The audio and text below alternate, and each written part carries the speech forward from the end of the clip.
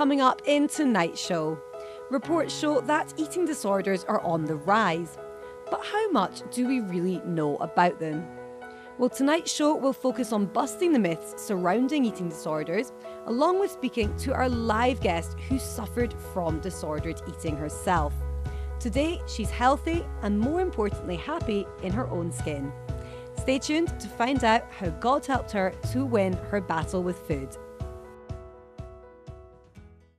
Good evening and welcome to tonight's show. God has helped me overcome my eating disorder. That's tonight's theme. We have here tonight in our studios Anika Smith. She's our guest and she'll be talking to us about her experience with eating disorder and how she was able to tackle such problem. We know that currently here in the UK, not a few people suffer from eating disorder. Now, how to tackle this problem? Can faith help one overcome not just an eating disorder, but any sort of disorder? Well, stay tuned and you will find that out. We will now watch a short testimony of someone who's overcome their problems through the power of faith, and we will come back to discuss about tonight's topic. Stay tuned. Before I came to God, my life was like a complete mess. I was looking for something in the parties. I was looking to belong, and I used to go with my friends, and with that same group of friends we would then go out and we would terrorize people, we'll beat people up for literally no reason. Because I grew up quite aggressively, so I would also have my own fights where I wouldn't even want my friends to get involved. It was usually with girls to do with guys, and especially when I felt like they were disrespecting me, then it would become a really big thing. I even put a girl in hospital once, and that was like the worst moment because they barged into my house looking for me, and my family were just really scared. I also used to steal. I used to steal quite a lot, and I would steal and I would sell everything for half price. I wouldn't be able to sleep at night at all. I would then have to go to school and sleep at school to compensate for the sleep I haven't had. Only when the sun came up then I might be able to get a few hours in, but that was me every single night. I was always scared. And when I could, I would watch pornography until I could go to bed. And if I couldn't, then I would just do it during the day. And I did that for like 7 years. And it just changed the way I saw people. And that was my life before I came to God. My life has changed a lot. I don't watch pornography anymore. That was one of the hardest things to stop doing, but it was one of the first things I did stop.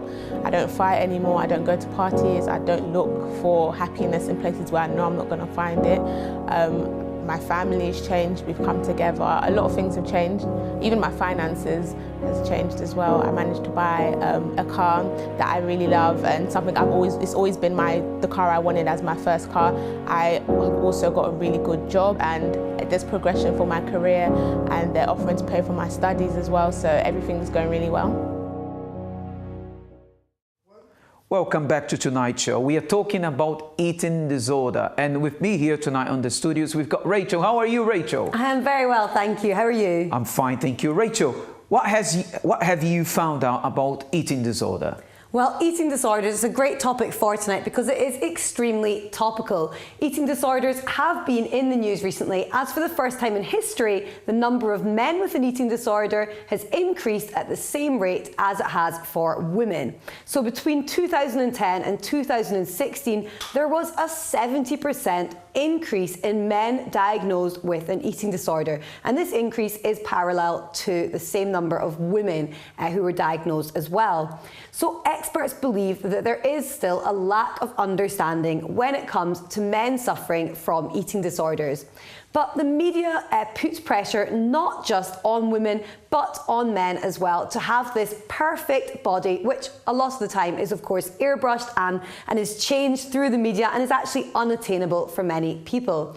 It's important to note that eating disorders aren't all about appearance. More often than not, they're actually a way in which a person can exert control over their life when things start to feel like they're spiraling out of their own control.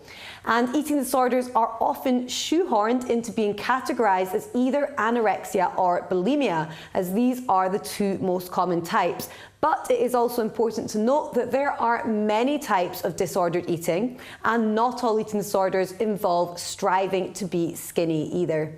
So these recent findings aren't completely negative. The eating disorder charity BEAT suggests that the increase in men being diagnosed also shows an increase in men feeling like they can speak up and can open up about this problem. Perhaps they might have been suffering from this issue for years and years in silence. So in a way, it's good that they feel like there's someone they can talk to now. However, with figures rising and recent reports showing that people with eating disorders in England are having to wait up to 182 days before receiving treatment, I want to ask, is this still something that needs to be taken more seriously? So it's one of these things where I wanted to find out from the public what they thought on the topic. I wanted to see whether or not the public maybe had some preconceptions about this topic and about eating disorders in general. So it's very interesting, the responses I got in this case. Let's see what they had to say.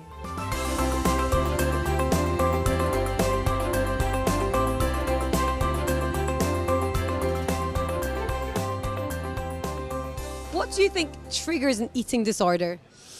It could be a lot of things. For my opinion, maybe the social environment that they're around. I say if it starts at an early age at school, maybe bringing up, you know, something like that, getting teased, and also like the social media of seeing such like skinny, beautiful girls is also a big indication of and triggering of eating disorders, I think. Anxiety in young girls, because from their friends they can be under a lot of pressure in the way they look, and especially in the media, and like girls who are portraying this like perfect lifestyle, especially on like Instagram and stuff.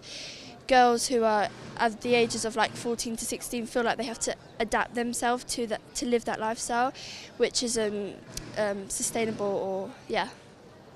Yeah, I agree with that, in that it's been normalised that a very skinny, like absolutely no fat on the body type on like people is what's normal, and that's what most people should have.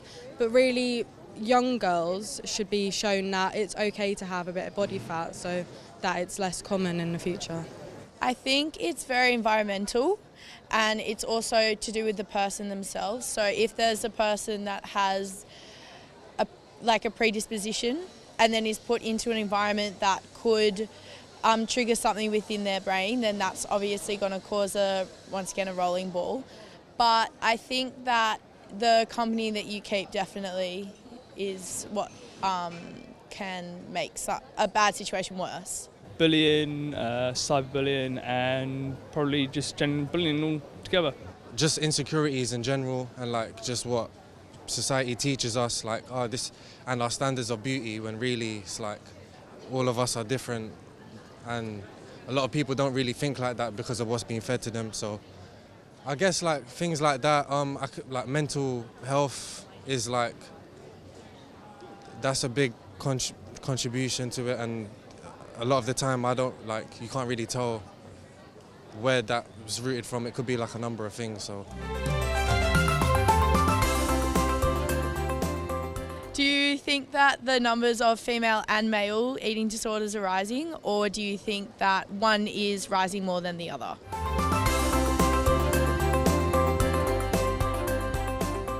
Well, I like this question because it's made it very easy for me, since that's exactly what I've been researching. Like I was saying just before we watched those opinions there, actually it has men with eating disorders have started to rise at the same level for the first time as women with eating disorders. And it is important to note that obviously there are many types. It's not always about being skinny, and these things are actually more to do with this person's insecurities and inability to control other aspects of their life. So they try to exert control over their body, as it's something which then they feel like, you know, they've got a holdover or that's improving for themselves. So I think it is important that we recognise these things can affect both sexes, and there needs to be help for both sexes out there. What do you think about this, Pastor Douglas? Is it something you've noticed maybe more men that you interact with suffering from, or is it something which you think should be talked about more? Well, Rachel, I think that one opinion varies from another, as we heard there from the public. For example, a lady said that that's something mainly environmental. I mean, it's got to do with the environment, with the surroundings. Some people said that it's got to do with the emotional. Well, we know that eating disorder, because, okay, let's understand this. What is a disorder? A disorder is when something in your body is out of order. It's not functioning the way it should, meaning something is wrong. So, and if something's wrong, it might be that person may be going through a difficult situation. For example, there's the loss of a family member. As we are going to hear, we got a guest here tonight, and where she started developing eating disorder after she lost her grandparents over cancer. Yeah, I think it's actually a very interesting story, and it's very important that we look at it from this point of view, because often I think people maybe think, oh, an eating disorder is just about a superficial reason. They just want to look good. They're just, you know, maybe out of vanity, some people might think. It's a very naive way to think about it, but I think in society today, people do tend to lean towards that, whereas actually, obviously this is triggered from grief and from huge problems, you know, mentally and inside her. So, I mean, definitely is important to explore this. If you've been suffering from eating disorder yourself, or you know someone who's got a similar problem, help is at hand. Why not to give us a call? The number is 020-7686-6300. You can also send me an email to help@findinganswers.tv. Finding Answers is also on social media. Isn't it, Rachel? It is indeed. As always, you can find us on all of the social media platforms. Do look us up on Facebook. Just search Finding Answers and we'll respond to your inbox messages. We'll respond to your comments on our posts. Let us know what you think of the show, as always. And if you look us up on Instagram, you can find us there if you search Finding Answers again. And if you prefer to look up some old episodes of Finding Answers, then they are all on our YouTube channel. So you can search way back and see what Finding Answers looked like even a couple of years ago. You'll see some big changes there. So actually now we're going to go to a quick break just before we then speak to Anika Smith, our live guest of the night. So don't go anywhere, we're coming back after this.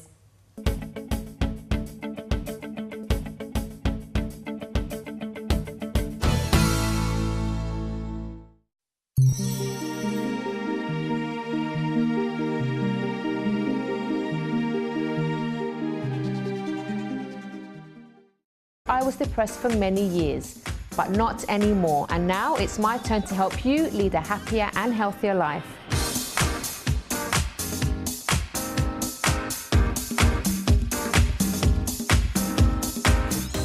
Watch the Chrissie B Show on MyTV. Melting polar ice caps, droughts, and rising sea levels. Climate change brings global disasters, and human activities are part of the problem.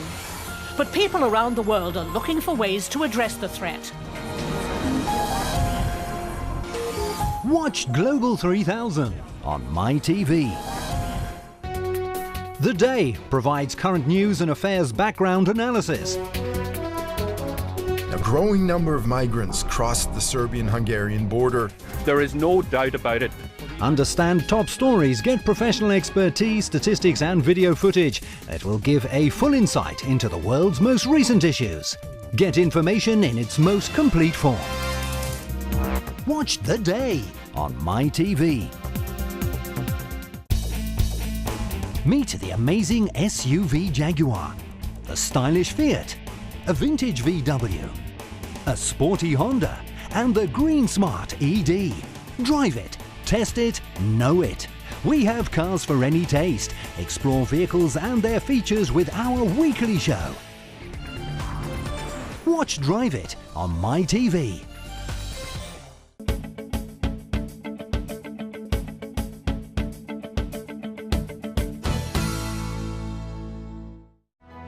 Pushed me for the rest of the week, so it's like a boost. Things were really tight. Today, the way I see myself is completely different.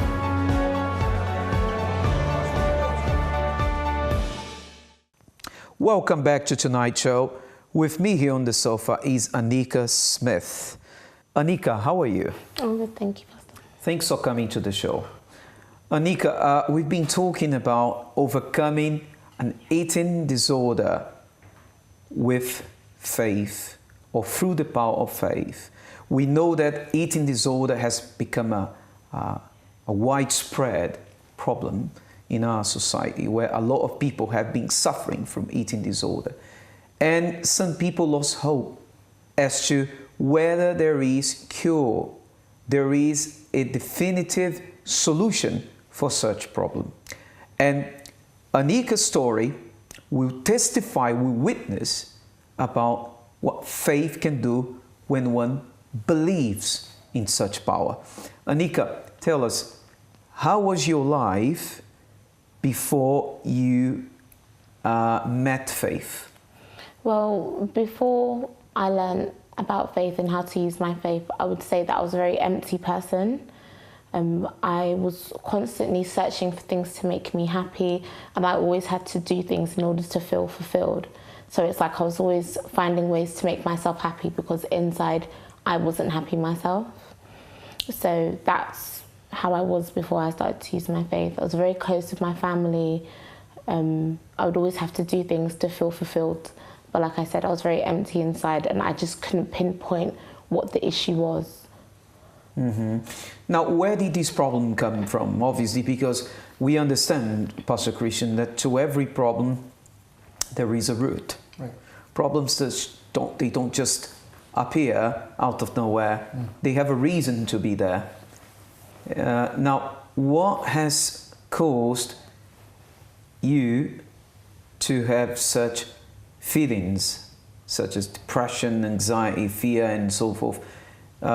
I believe there was a very sad episode of your life regarding your grandparents. Was that correct? Yes, Pastor. Tell us about it. So I was very close to my grandparents as we lived within walking distance of each other. So I grew up very close to them. In fact, my grandma was my best friend. So I saw her every day. I'd speak to her on the phone at least twice a day. So I was very close with her and my granddad as well. But when my granddad turned ill, he developed cancer, and it was a cancer that killed him within the space of a year. So I grew up with him being very strong, very independent, you know, being the strong male figure of my family. And I watched him go from being that strong man to deteriorate, to becoming so sick. And when he died, it took a very heavy toll on my family, but on me as well. And after he died, it was just my grandma left. And his death impacted her so much that, again, she had issues in her health here and there, but nothing ever that serious. But then she then also developed cancer. And again, within the space of a year, she deteriorated so much to the point where she died. It's that she couldn't get over the loss of my grandfather dying. And as she was becoming more ill, I lived close to her, I would be with her every single day. So when I say I watched her die, I literally watched her deteriorate every single day. I saw her become weaker. I saw her pain. She couldn't eat. And that's where it all stemmed from, really, with my eating disorder, because the more her cancer became more violent, it was too painful for her to eat. So we'd encourage her to eat. So you have to eat, you have to keep her strength up. And she would always say no because she was in so much pain, but we didn't know that was the reason. But after she said, I really can't because it hurts too much. And I would say to her, if you don't eat, I'm not gonna eat either. So her feeling bad and obviously wanting me to eat, she would try and eat, and then you saw how much pain she was in. So these are some of the things that played really heavily on my mind. It was really eating me up inside. So when she died, I felt so lost because I used to say, if she dies, then that's it.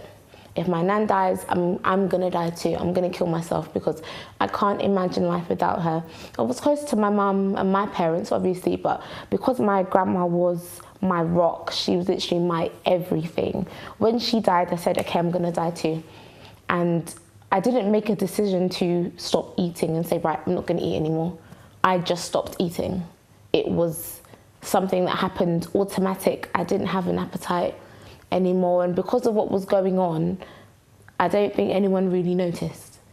And in all the commotion, I just found a way to withdraw from my family, distance myself, and I stopped eating, and I literally ate nothing. For me to, for example, have a glass of water would be the most painful thing. I couldn't do it, and for months I went without eating, and I became unrecognizable. I was really skinny, obviously not now, but at the time I became really skinny, and inside of me I didn't have the strength for anything. I didn't have the strength to take care of myself. I didn't have the strength to eat. I didn't have the strength to really tell anyone what was going on because we were all feeling the pain of her loss, but it impacted me so much that I didn't know where to turn.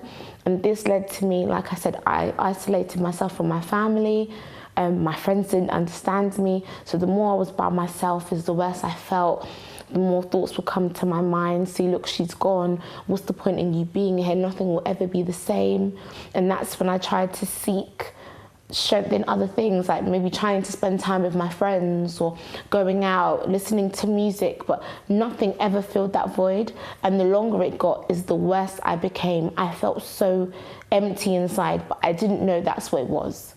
I thought because she's died, maybe that's the reason why I feel so bad. But the honest truth is I was empty. And because I had all of my strength in her, when she died, I felt lost. Mm-hmm. So I felt like I had no reason to live anymore. And that's the reason why I felt like that.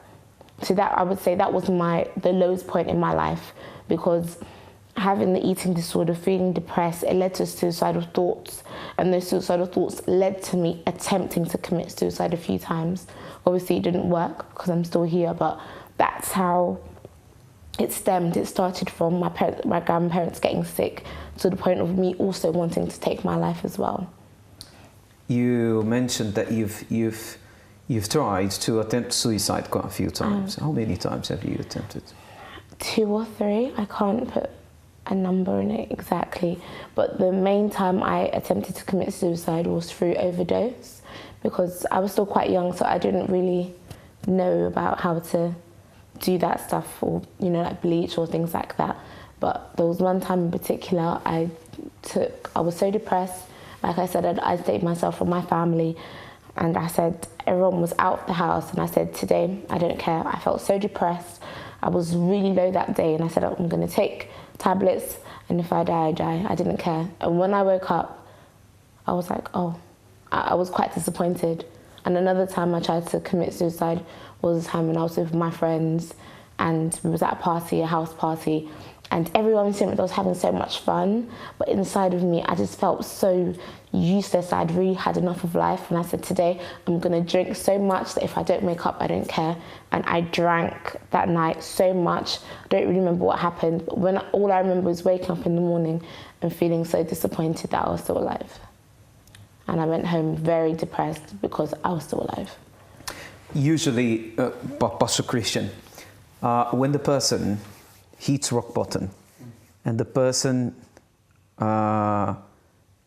thinks that they've come to the lowest, they've literally hit rock bottom and they feel hopeless, they don't know what else to do, they don't have anywhere to turn to, and they don't see a way out. One of the suggestive ideas that come to mind is kill yourself. Mm-hmm. Which to some people, committing suicide makes a lot of sense, because they think, if I end my life, that will be the end of it, so I will not feel pain anymore. It will be painless, or not painless, but the pain will eventually come to an end, which is a big lie. When you commit suicide, the pain doesn't end, the pain doesn't stop. your body, okay, a person who's committed suicide, their body stopped existing at that point. But you've got to remember, dear viewer, whether you believe it or not, that's what the Word of God says. You have a soul inside of you. What will happen to your soul? That's an eternal thing, isn't it? That's the part of us that doesn't die, that lives eternally. And this is the big problem. Because as you said, many people, they are so focused with the life here only that they forget about what happens next. But what is interesting is that in your case, it's a big punch, isn't it? The people that you love, died basically one after another. And it must be a very, a terrible feeling, right? It broke you so much. It removes the stability in your emotion and everything else. So, because many people can't control, Pastor Douglas, what is happening around them, they try to control what they can. And in this case, in your case, look what you did. You tried going out with people because that you can control. Mm-hmm. The life of others you can't. What happened with your grandparents you can't control. So let me control what I can. I can control not eating. That is up to me. I can control going out with friends. I can control drinking. And many people, they end up messing up more their lives because they start taking wrong decisions. So they end up, they're already, suffering. And they end up bringing more suffering in their life. If you're watching this show now and perhaps you've been contemplating the idea of, doing something stupid. Sorry about the language, but that's true. Or doing something that will cause you remorse, regret, an eternal regret. Don't do anything. Wait. Stop the way you are. Give us a few more minutes to make our point. We'll go to a break now, but when we return from the break, you're going to hear the second part of Anika's story that will prove there is a light at the end of the tunnel. There is a solution for you, my friend. You who've been afflicted. You've been recently diagnosed with an incurable disease. You who have heard shocking news from your doctor. You whose family is falling apart. You who are about to file a divorce. You whose children are involved in crime, drugs, gangs. You who feel lost. Don't go anywhere, stay tuned. We'll go to a break. When we come back, Anika will tell you how her life went from being depressed to becoming a role model. Stay tuned.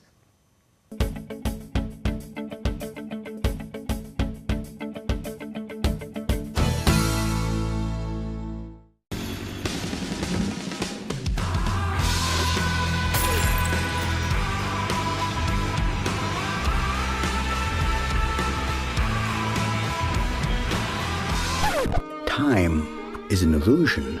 There is only the now. So now's a good time? Oh.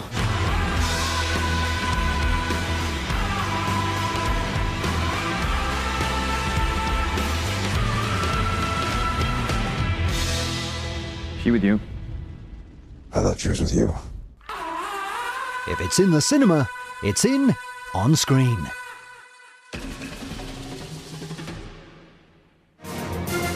On Screen on MyTV. Get all the recent news updates with France 24. Watch France 24 on MyTV.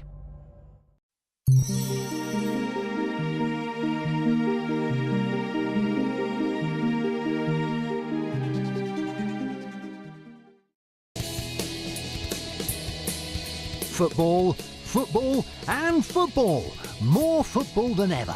Championships and Bundesliga legends are closer than you think with Kickoff. Watch Kickoff on MyTV. Latest digital inventions, cyber concerns and much more. Uncovered in Shift. Everything you need to know about the modern digital world. Watch Shift on MyTV.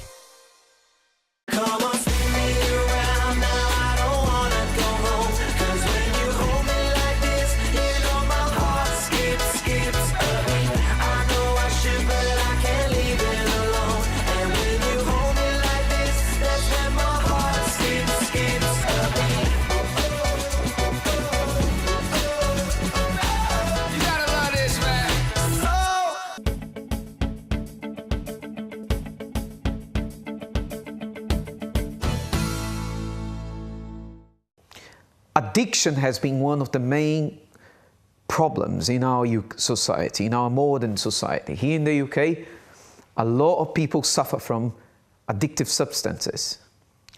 But not just addictive substances such as drugs and cigarettes and alcohol, but addiction of pornography, addiction of gambling. And people want to stop, but they are unable to. They find it extremely difficult to deal with the desire.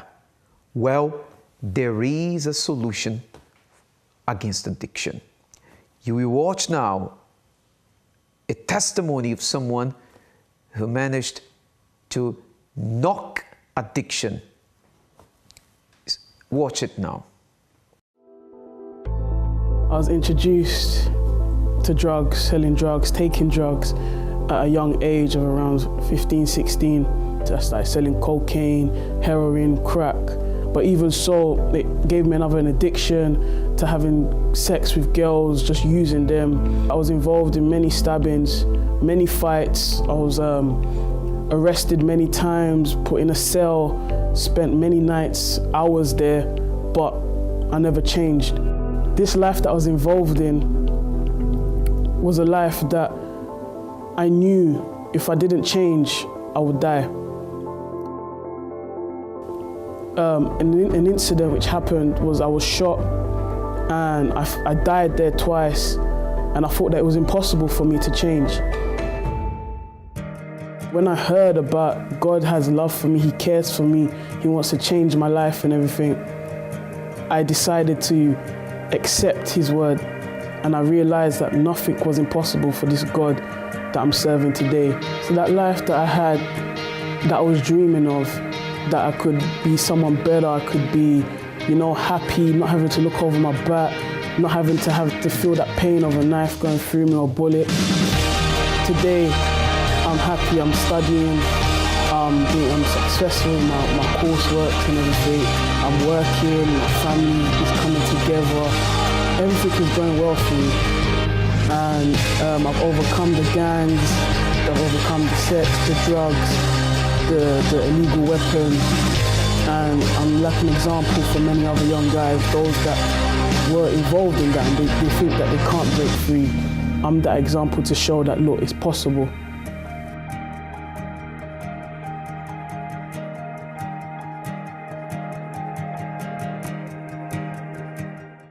Welcome back.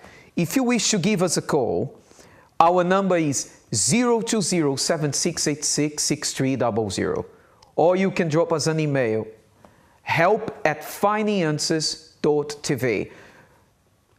The guest of tonight's show is Anika Smith. Anika, now tell us, how did your life change? Okay, so I was invited to a place of faith by my brother, actually. He came before me, and after attending quite a few of the meetings there, I was still suffering with the same problems. I still had suicidal thoughts, and the reason why I had them is because I thought if this was the way my life was always going to be, it's better to die. So I always thought this is going to be my life, full of ups and downs. Sometimes things will be good, but it's always going to be this roller coaster. So when I came to the place of faith, the first thing that actually stuck in my mind was someone saying to me that your life can change, and that automatically triggered something inside of me. It gave me hope. So I had to make the decision to believe.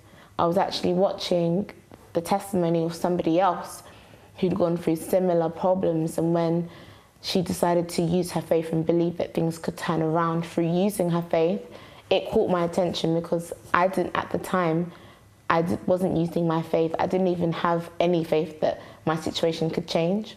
So the first thing I did was believe that if it can happen to her, it can happen to me as well. And that's when things started to turn around. I started to open up, and I actually started to fight against my problems. I started to do things to see a change.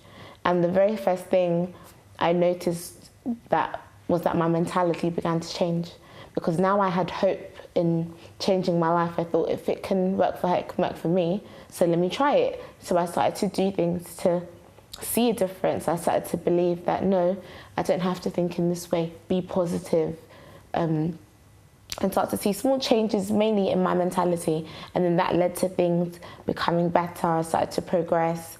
I was optimistic, I was hopeful now about my future. And whenever things would come to try and put me down, I'd be like, no, I can overcome it. If I use my faith, I can see a difference. And step by step, it was small, it took time, but I did start to see progression until I wasn't depressed anymore. Now I was enjoying my life and learning not just to use my faith to overcome problems, but also to conquer things as well. So that's how things started to change for me. How is your life today? Today, I'm very happy. I love my life, whereas before I was so depressed. I used to hate my life. Now I love my life completely. I'm very close to my family. I'm doing well in terms of what I'm doing. I study law, so I'm finishing university. I'm going to law school. Now I have vision to see what I can do with my life to make a difference, whereas before I didn't have anything to give. So now I have a lot to give. I'm optimistic, I'm happy, and I'm fulfilled. That's very, very nice story. Congratulations. Thank you. And I believe this is just the tip of the iceberg. A lot more will come, but you have to remain in the faith. That's right. Yeah? Yeah. Now, one thing, Pastor Christian, that really caught my attention when she said that she heard one word. The word was, your life can change. And this doesn't really sound very usual in today's society, because mostly what people hear are things like, you're such a failure, you're stupid, your brother has done better than you are the black sheep of the family, you don't belong here, you completely messed this up, the family is falling apart and it's all your fault. I mean, things like this. No wonder a lot of people commit suicide. No wonder a lot of people become, they start sleeping rough. I was talking to a lady yesterday, somewhere in London, a rough sleeper. And then I said, how are you, darling? And everyone was watching at me as though I was talking to a monster. Because people, usually they like to distance themselves. Right. I was talking to her and I said, listen, why are you in this situation? Your life can change. And she went like, she raised her eyebrows. She was like, she kept that expression of surprise, like, wow, what are you talking about? Why? And then I said, why are you on the street? She said, oh, I lost my parents, they died. And now, obviously, all the things happened, and now I'm homeless. But I'm sure that lady might have heard horrible words, horrible words. So you see, one word that you hear can change your life for the better, for the worse. Because it has power. Our words have power. And it's amazing that she was saying, when she heard this word that you were saying, that her life can change. Actually, she was looking at the testimony and she said this. She said, I don't know if I have faith like this. I don't know if I have faith like that. But I believe that can happen to me. So it's actually contradicting what she said, because she thought she doesn't have faith, and yet she believed it can happen to her. Many people are like this. Many people think that they don't have faith to change. But if you have this burning, hope inside of you, somehow inside of, maybe you think, because the thing is this, maybe you relate faith with religion. So if you say, I don't have faith, maybe because you are saying this because you say you don't go to church and all of these things. You don't read the Bible and all of these things. But faith is not this. Faith is that hope that your situation can change. Somehow, there is that thirst inside of you. You are looking, desperately looking for a way out. And I believe this is what she meant by this. So when she saw a testimony and relate to the testimony and said, you know what, I want this to happen to me as well. That's faith. That is faith. And this is all you need to have. Like Pastor Douglas is saying here, many times the words surrounding you is only negative.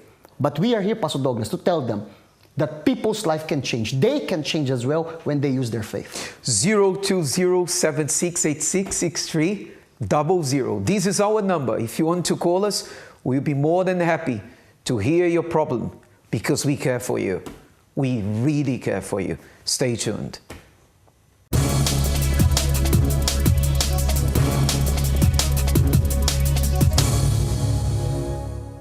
Well, my friends, here we are once again, now passing on to you how a person managed to overcome addiction. Let's find out. Hi. Hi. What's your name? My name is Valerie. Valerie, tell us, you had an addiction before. I did have an addiction Which kind? before. Addiction to smoking cigarettes, marijuana, and anorexic. How did it start? It started when I was about 15. I decided that food wasn't going to be part of my life anymore because I was too big. I looked at other women. I didn't like what I saw within myself. When I was younger, my mother always used to go down the market, buy clothes for my sisters and me, and oftentimes she would come back and say to me that they didn't have your size, so that put a complex in my mind. And because of this complex, you start going for anorexia? Anorexic. That was at the age of 15. Yeah. How bad was it? It was pretty bad because there was a point where my mother kept me in and it didn't work, to the point of I didn't keep the food down that she gave me to eat. I got very, very thin, very thin. And even with becoming very thin, I didn't see that I was heading for, you know, a fall, basically. Tell me, the worst moment that this addiction led you in?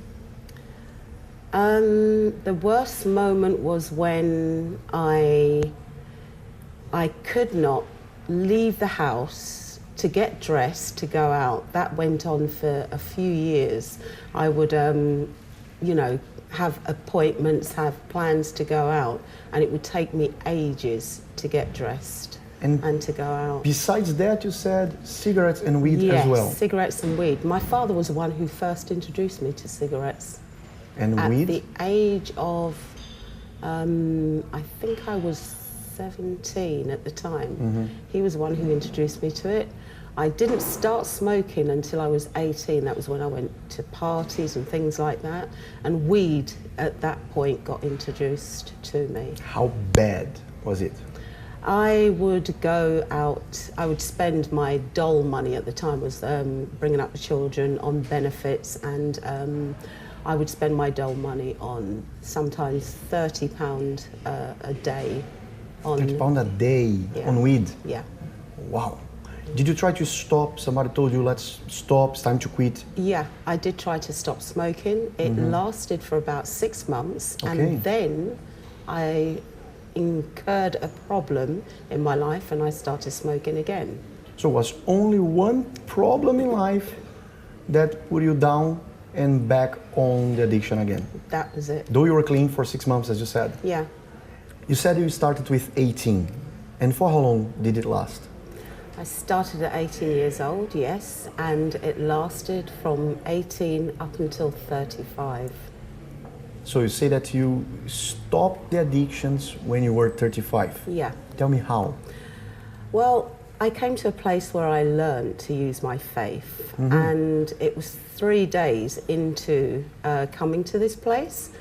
I decided, I heard a word, and the word gave me confidence to realise that this thing was in control of me. But I want to understand this. Hold on a second. From 18 to 35, 17 years. Yes. Then you say to me that 3 days in this place, an addiction came to an end. Yes. For how long were you clean? I've been clean since that 3rd day till now. How many years? Over 20 years. 20 years? Yes. Clean? Yes. No smoking? No smoking. Marijuana, cigarette? Hate them. Don't like it. And what about the other problem? The other problem, well, as you can see, I'm a little bit bigger now, and I'm confident with my weight. I know how to, you know, even things out when I need to go on a diet, things like that. I don't have a complex anymore about who I am. I know who I am today. So, confident today and 20 years clean. Yes.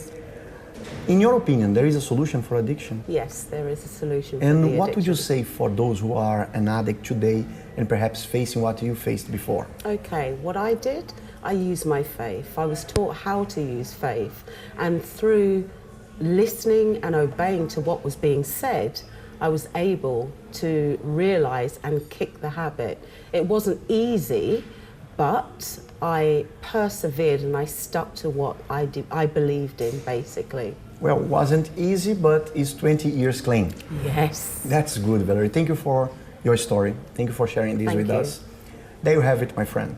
If you want to find out more how you can overcome as well this problem called addiction in your life, in your house, give us a call, 020-7686-6300. Let's go back to the studio.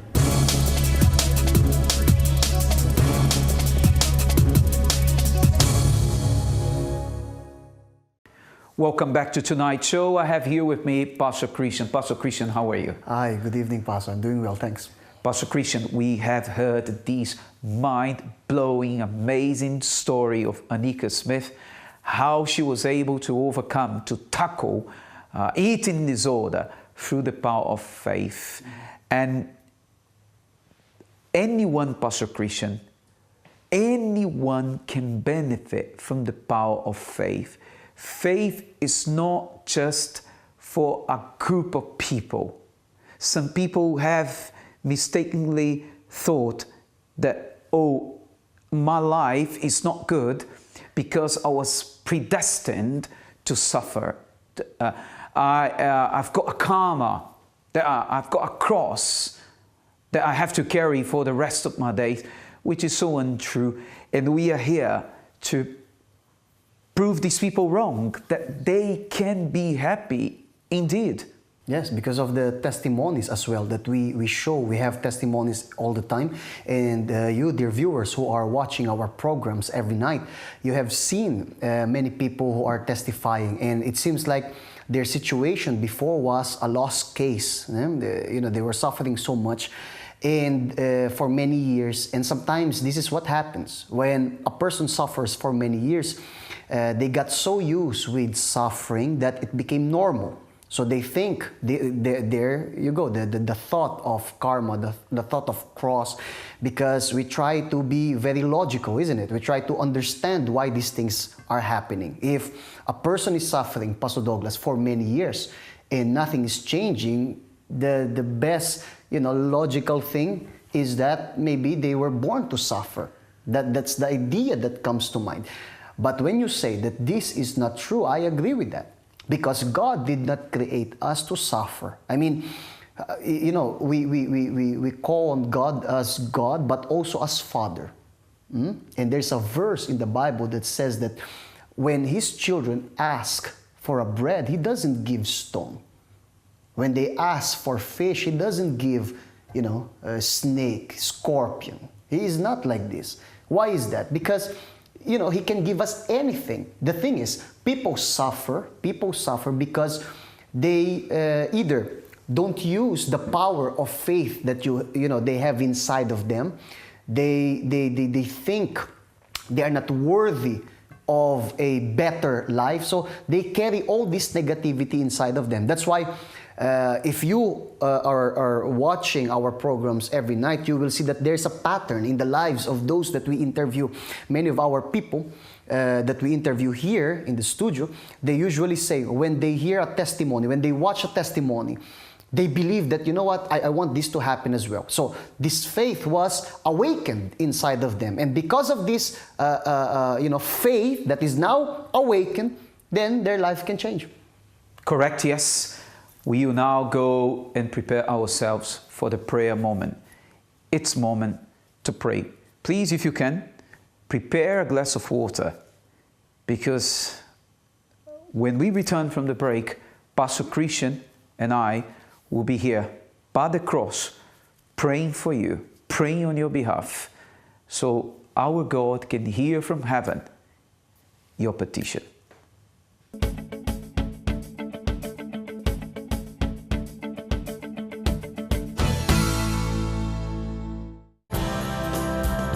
The matters of the heart are the most bothersome.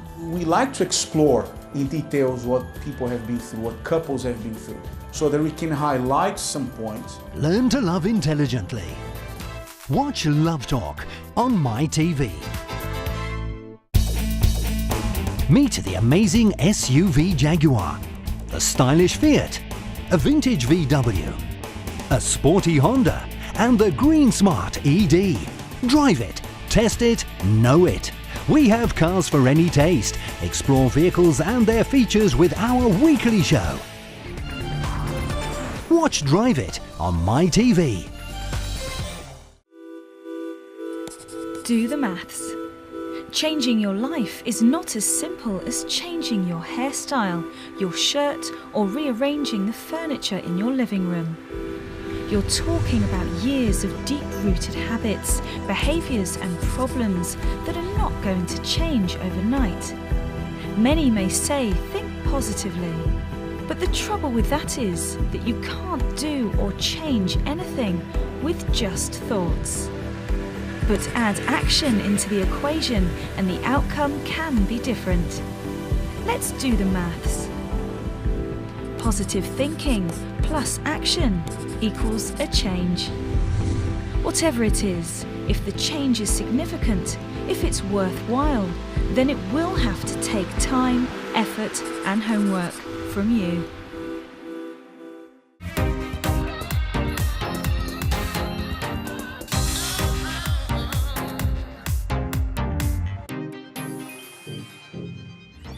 Watch the Chrissie B Show on MyTV.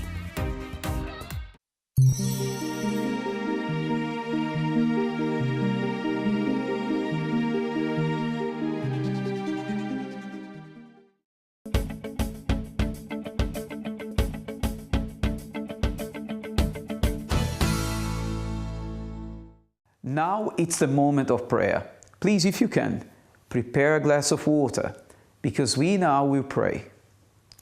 We'll talk to our God and He will hear our prayer. Let's prepare now. It's the moment of prayer. Prepare now for the moment of prayer. If you would like us to make a prayer concerning your family and loved ones, send your name and prayer request to help@findinganswers.tv. My God and my Father, in the name of Jesus Christ, we ask you to hear this prayer that we're making on behalf of those who are watching this program right now. People, my Father, who saw the testimony. They heard the story of a person, my Lord, who suffered greatly in her life, too many problems that was going on in her life. And my Lord, she was suffering inside, emotionally, spiritually. It affected many aspects of her life. But then, when she learned how to use her faith, my Father, things change. Her situation changed. And how many people are, watching this program right now, praying together with us, who are in this same situation? I mean, maybe the problems are different, but I mean inside, the spirit is sick. The heart is sick. And there's nothing, my Father, worse than having a sick heart. A person can be sick in their bodies, but if their heart, if their spirit is the one being inflicted by sickness, my Father, this person is suffering very much. Maybe this person thinks that there is no one that can understand them, no one is there for them. Maybe not even their families could understand why they are acting this way. They feel totally isolated, totally alone. But my Lord, I believe that you can see this situation, you can see them, and you can hear them as well. So we pray to you right now to visit these people, my Lord, and not just visit them, touch and heal all of them. Touch and change their situation. Set them free now from all this suffering in the name of Jesus. As men of God, you have given us the authority to bless everyone. And so we use this authority from the studio. My Father, we determine that these people who are praying with us right now, they receive peace. These people receive healing. These people receive transformation of life, transformation of mind. My friend, wherever you are, it doesn't matter what you feel. We determine that your life is changing right now in Jesus' name. Yes, your situation changed now. Just like the cross is a symbol of victory, your life will start having the victory that you are looking for in Jesus Christ's name. Be blessed now. The water that you have there, it is also blessed. It is consecrated by God in the name of the Father, the Son, and the Holy Spirit. And if you believe this, you can drink this water with us and receive the assurance that God is working in your life now. Be blessed.